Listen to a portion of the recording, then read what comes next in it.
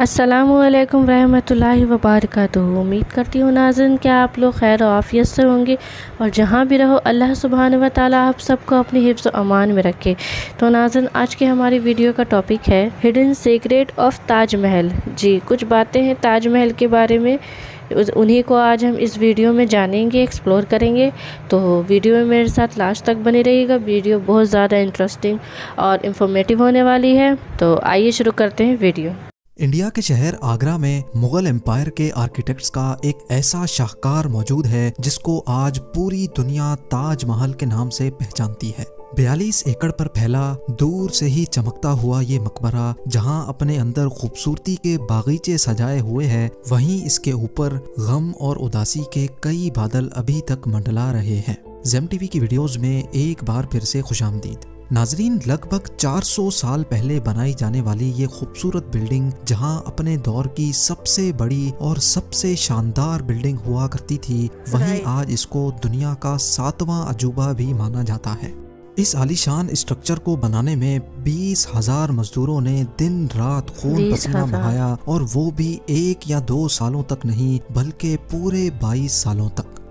अगर आज के दौर में इसकी कीमत का अंदाजा लगाया जाए तो संगे मरमर का ये अनमोल मकबरा हैरत अंगेज तौर पे $1 बिलियन यानी 7,500 करोड़ रुपयों से भी ज्यादा महंगा है, क्योंकि इस बिल्डिंग में मुगल आर्किटेक्ट्स ने अपने हुनर की कई ऐसी निशानियां छोड़ी थी जिनकी दुनिया के टॉप इंजीनियर्स भी आज तक तारीफ करते हैं। इस बिल्डिंग को ऐसे डिजाइन किया गया कि जब मेन गेट के पीछे से इसको देखा जाता है तो ये काफी बड़ी लगती है, लेकिन जैसे ही मेन गेट की तरफ बढ़ा जाता है तो ऑटोमेटिकली इसका साइज छोटा होता जाता है। दिमाग को चकरा देने वाली ये कोई पहली ट्रिक नहीं थी जो मुगल आर्किटेक्ट्स ने इस्तेमाल की हो। इसके गिर्द चारों मीनारों को बिल्कुल सीधा खड़ा नहीं किया गया, बल्कि ये मीनार बाहर की तरफ थोड़ा झुके हुए हैं, क्योंकि अगर इनको सीधा खड़ा किया जाता तो दूर से देखने पर ये अंदर की तरफ झुके हुए लगते, जैसा कि इन मस्जिदों में आप देख सकते हैं। इन मीनारों को बाहर की तरफ झुकाने का एक और रीजन भी था, और वो ये था कि खतरनाक अर्थक्वेक की सूरत में अगर ये मीनार गिरे भी तो ये बाहर की तरफ गिरकर ताजमहल पर एक आंच भी ना आने दे। लेकिन आखिर माजरा क्या था कि इसको बनाने वाले किसी सूरत में इस पर एक खराश भी बर्दाश्त नहीं कर सकते थे।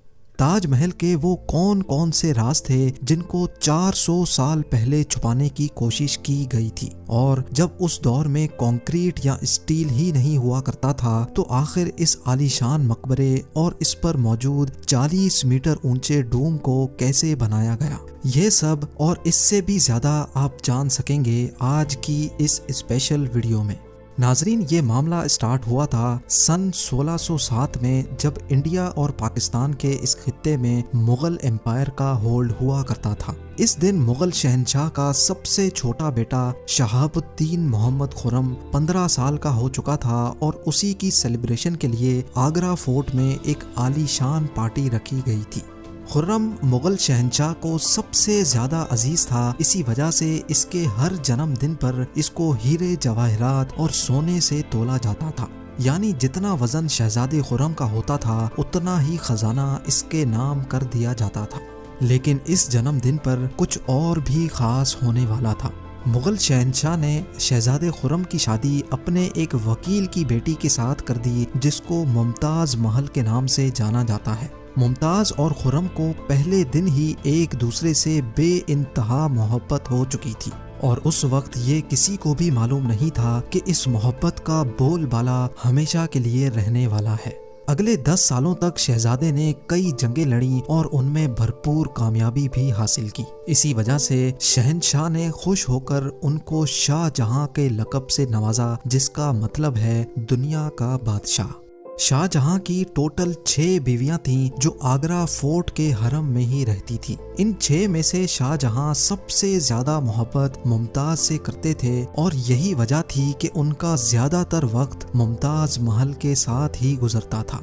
वक्त तेजी से गुजरता जा रहा था और 4 सालों के बाद यानी 1621 में मुगल शहंशाह अचानक चल बसे। शाहजहां जो पहले ही मुगल एम्पायर में खासा फेमस हो चुका था और जो शहंशाह का चहीता बेटा भी था। 1628 में यानी बाप की मौत के 7 सालों बाद उसने शहंशाह की गद्दी संभाल ली। पूरी मुगलिया सल्तनत अपने नए शहंशाह से बेहद खुश नजर आती थी। ये वो पीरियड था जब मुगल एम्पायर अपने पूरे उरूज पर थी, यानी पूरे इंडिया पाकिस्तान के साथ साथ अफगानिस्तान के भी कई हिस्सों में मुगलिया सल्तनत का राज हुआ करता था। सारे फैसले शाहजहां खुद करता था, जबकि मुमताज महल पीछे रहकर शाहजहां को मशवरे दिया करती थी। लेकिन किसी को भी इस बात का इल्म नहीं था कि ये खुशियां अनकरीब मातम में बदलने वाली हैं। गद्दी संभाले अभी 1 ही साल गुजरा था कि एक बार फिर से मुगल एम्पायर को दुश्मनों का सामना करना पड़ा। अगले 2 साल जंग चलती रही और शाहजहां को इस जंग में भी भरपूर कामयाबी नसीब हुई। लेकिन शाहजहां अभी इस कामयाबी का जश्न मनाते कि उनको एक अफसोसनाक खबर से आगाह किया गया। मुमताज महल जो कि शाहजहां के 14वें बच्चे को जन्म दे रही थी, उसकी हालत बिगड़ गई और 17 जून सन 1631 को वो ना चाहते हुए भी इस दुनिया से चल बसी। पूरी मुगलिया सल्तनत का जश्न देखते ही देखते मातम में बदल गया। ये खबर जो शाहजहां पर आग बनकर गिरी थी, उसने तो जैसे इनकी दुनिया ही खत्म कर डाली। शाहजहां की सबसे पहली मोहब्बत और उनकी सबसे अजीज बीवी मुमताज महल इस दुनिया से रुखसत हो चुकी थी। कहा जाता है कि इस गम की परछाई ने शाहजहां को काले अंधेरों में धकेल दिया था। अगले 8 दिनों तक उन्होंने कुछ नहीं खाया और अगले 2 सालों तक ना कोई मौसीकी सुनी और ना ही परफ्यूम लगाया। मुमताज महल ने मरने से पहले एक आखिरी ख्वाहिश की थी। वो चाहती थी कि उनकी कब्र दुनिया के सबसे खूबसूरत मकबरे में बनाई जाए। इस टास्क को और मुमताज महल की आखिरी ख्वाहिश को पूरा करने के लिए शाहजहां ने अपनी सारी दौलत और पूरी जिंदगी वक्फ करने का इरादा कर लिया। मुमताज के गुजरने के 6 माह बाद यानी 1632 में ही ताजमहल की कंस्ट्रक्शन का काम शुरू कर दिया गया। करीब 20,000 से भी ज्यादा मजदूर, पत्थर तराश और कारीगरों को पूरी सल्तनत से इकट्ठा किया गया। लश्करों के लश्कर शाहजहां के हुक्म पर आगरा बुलवा लिए गए थे। क्योंकि मुमताज की कब्र यमुना रिवर के बराबर में मौजूद थी, इसी वजह से इस जगह पर दुनिया की सबसे खूबसूरत बिल्डिंग बनाना काफी मुश्किल टास्क था। रिवर के किनारे जमीन काफी सॉफ्ट होती है और अगर यहाँ खुदाई का काम किया गया तो पानी का बहाव ताजमहल की फाउंडेशन को भी नुकसान पहुंचा सकता था। इस मसले से निपटने के लिए मुगल इंजीनियर्स ने यहाँ सबसे पहले जमीन के अंदर कई कुएं खुदवाना शुरू किए। मजदूर ये कुएं तब तक खोदते रहते जब तक खुश्क जमीन नजर ना आ जाती थी। इन कुओं को पत्थरों और गारे से भरा गया और फिर उसके ऊपर पत्थरों के बड़े बड़े कॉलम्स खड़े किए गए। इस सारे काम को अंजाम देने के लिए मजदूरों के साथ साथ हाथियों की एक बहुत बड़ी फौज को भी इस्तेमाल किया गया। मुगल इंजीनियर्स की ये ट्रिक काम कर चुकी थी और अब एक ऐसी मजबूत फाउंडेशन तैयार थी जो नरम जमीन पर भी फौलाद बनकर खड़ी थी। फाउंडेशन के बाद अब बारी थी एक ऐसे बिल्डिंग डिजाइन की जो आज से पहले किसी ने भी ना देखा हो। एक ऐसा डिजाइन जो पिछले सारे रिकॉर्ड तोड़ डाले। ताजमहल के डिजाइन का आइडिया शाहजहां ने अपने बाप दादा के मकबरों से लिया था।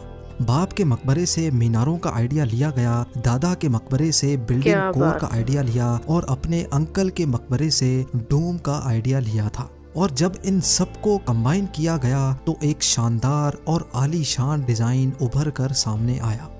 बिल्डिंग के स्ट्रक्चर को बनाने के लिए लाखों नहीं करोड़ों ईंटें मौके पर ही बेक की गईं।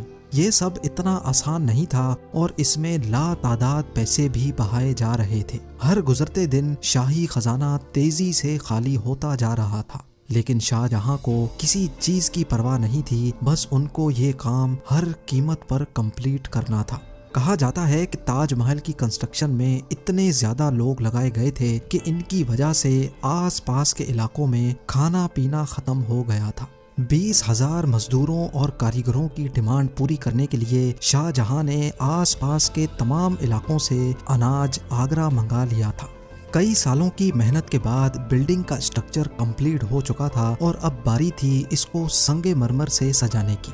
ये संगमरमर आगरा से 400 किलोमीटर दूर राजस्थान से मंगाया जाना था, क्योंकि यहाँ का मकराना मार्बल आज तक दुनिया का फाइनेस्ट मार्बल माना जाता है। शाहजहां ने ताजमहल के लिए पूरा मकराना मार्बल रिजर्व कर लिया था, यानी जब तक ताजमहल की डिमांड पूरी नहीं हो पाएगी तब तक किसी को भी ये मार्बल खरीदने की इजाजत नहीं थी। 1000 हाथियों की मदद से हजारों टन वजनी मार्बल राजस्थान से आगरा मंगाया गया। ताजमहल का ये खूबसूरत डोम इतना बड़ा है कि इसका अंदाजा सिर्फ आंखों से देखकर ही लगाया जा सकता है। आजकल इस तरह के डोम बड़ी आसानी से स्टील स्ट्रक्चर पर बनाए जा सकते हैं, लेकिन 400 साल पहले 40 मीटर ऊंचे डोम को बनाने में उनके पास सिर्फ पत्थरों का ही सहारा था। इस डोम को बनाने में मुगल इंजीनियर्स ने जो स्ट्रेस कैलकुलेशन की थी उसकी आज के इंजीनियर्स भी बहुत तारीफ करते हैं। ताजमहल की फिनिशिंग के लिए इसको पीटरा डूरा या परचिनकारी से डेकोरेट किया जाना था। पीटरा डूरा एक ऐसी कलाकारी को कहा जाता है जिसमें कीमती पत्थर को मार्बल के अंदर तराश कर लगाया जाता है। मार्बल को बड़ी महारत और बारीकी से कीमती पत्थर की शेप के हिसाब से तराशा जाता है और फिर उसमें पत्थर को ग्लू के जरिए चिपकाया जाता है। ताजमहल पर इस्तेमाल होने वाली ग्लू कोई आम ग्लू नहीं थी। काफी रिसर्च और लेबोरेटरी टेस्ट के बाद मालूम पड़ा कि ये ग्लू शीरा, लेमन जूस और संगमरमर पाउडर को मिलाकर बनाई जाती थी।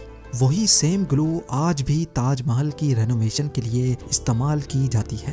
ताजमहल की खास बातों में एक बात यह भी है कि ये दिन में 4 मर्तबा अपने रंग बदलता है। सूरज निकलने से पहले ये बिल्कुल ब्लैक शेड देता है, सूरज निकलने के बाद ये लाइट येलो और पिंक शेड देता है, जबकि दोपहर के वक्त ताजमहल की खूबसूरती का नया रुख देखने को मिलता है। नीले आसमान पर जैसे मोती चमक रहा हो और सनसेट के वक्त ये पूरी बिल्डिंग गोल्डन कलर की दिखाई देती है। पूरे 22 सालों के बाद सन 1654 में ताजमहल की कंस्ट्रक्शन का काम मुकम्मल कर लिया गया। शाहजहां अपनी बेगम की याद में दुनिया का सबसे खूबसूरत मकबरा बनाने में कामयाब हो चुका था। शाहजहां ने इस आलीशान इमारत का नाम अपनी पसंदीदा बीवी की याद में ही रखा। मुमताज महल से इसका नाम ताज महल रख दिया गया।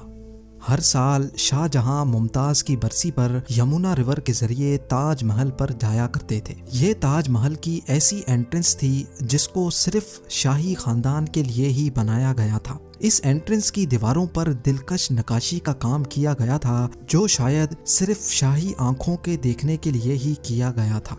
शाहजहां का ये महंगा तरीन प्रोजेक्ट कंप्लीट तो हो चुका था, लेकिन इसने मुगलिया सल्तनत को तबाही के किनारे पर ला खड़ा किया। 4 सालों के बाद यानी 1658 में शाहजहां और मुमताज के अपने ही बेटे ने शाही तख्त उलट दिया और खुद मुगल एम्पायर का शहंशाह बन गया। शाहजहां जो पिछले 30 सालों से इस तख्त पर राज कर रहे थे, उसको कैदी बनाकर आगरा फोर्ट में ही बंद कर दिया गया। सिर्फ एक फैसिलिटी ऐसी थी जो शाहजहां को दी गई, और वो ये थी कि जिस कमरे में उसको बंद किया गया था उसकी खिड़की से वो ताजमहल को देख सकते थे। 8 साल कैद में रहने के बाद 74 ईयर्स की एज में शाहजहां भी इस दुनिया को अलविदा कर गए। शाहजहां का अब मुमताज से दोबारा मिलने का वक्त आ चुका था और उनको ताजमहल में ही दफन कर दिया गया। उम्मीद है ज़ेम टीवी की ये वीडियो भी आप लोग भरपूर लाइक और शेयर करेंगे। आप लोगों के प्यार भरे कमेंट्स का बेहद शुक्रिया। मिलते हैं अगली शानदार वीडियो में। तो नाज़रीन, ये थी आज की वीडियो।